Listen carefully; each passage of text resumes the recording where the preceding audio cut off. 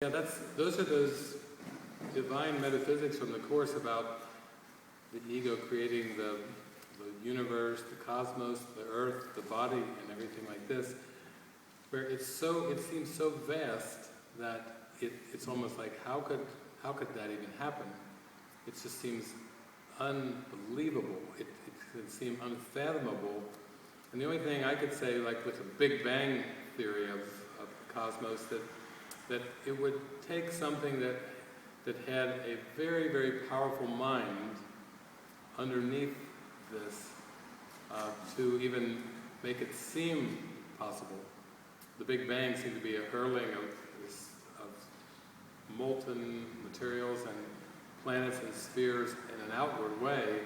And I would say if you took a tiny mad idea, a crazy idea, together with an extremely powerful mind, and you put them together, that would be the semblance of a Big Bang. Or it would be like I've used the analogy sometimes of having a nuclear detonating device, a button on the floor of a room, and turning loose a baby to crawl around in that room. Where it would be like this potential for an explosion of misuse of energy. And so it's not something we can figure out. The Course is telling us we can't ever understand the separation. We can never understand actually the nature of how the separations seem to come about, but we can expose the error, the lie, so fully that we actually have an experience that the separation never happened, that heaven, that nirvana is really our life and existence, and that everything else has been much ado about nothing. It never came to anything. It never had any true effect. So when you work with the Course in Miracles, there's lots of exposing that goes on. Whereas you first start to read it, you can start, like you said, get an intellectual grasp. You know the words and the feeling that relates to the higher self. And you know the words and the feeling that relates to the ego. You start to also realize that the mask of the ego is quite firmly held in place. And instead of dismantling the mask or undoing it, most of us have spent a lifetime polishing it. Really, quite the opposite of dismantling. We can relate to polishing. Like, for example, if we have a CV or a resume, we keep adding to it. Even spirituality. Yes. It's all about the duality, and it just reinforces the duality. And so we build, we add to it, we tweak it, and we want it to shine and glow and be a beautiful reflection. And then true undoing of the ego is when we call out for healing and our perception of the world starts to feel like it's being dismantled.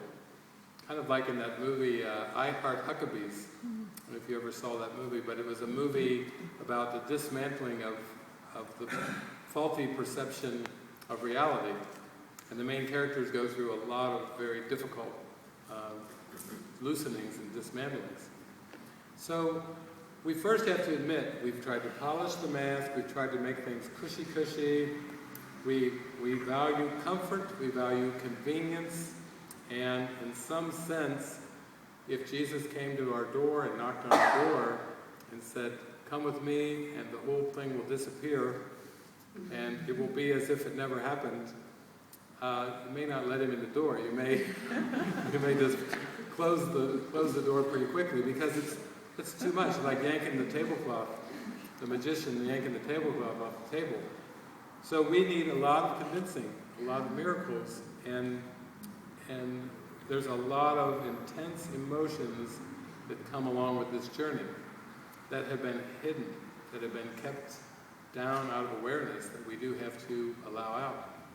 And I know for myself, it seems like when I got into the Course and started to really go for it, things got a lot worse before they started to get better.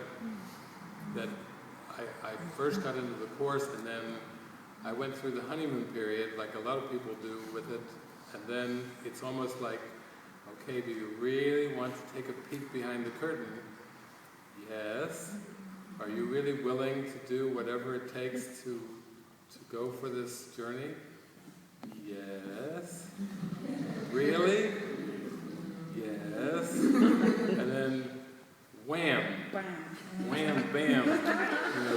These pressed down emotions that this polished mask was meant to distract away from, to cover over, to hide, they start popping through and coming into the mask. I mean, there are expressions of that.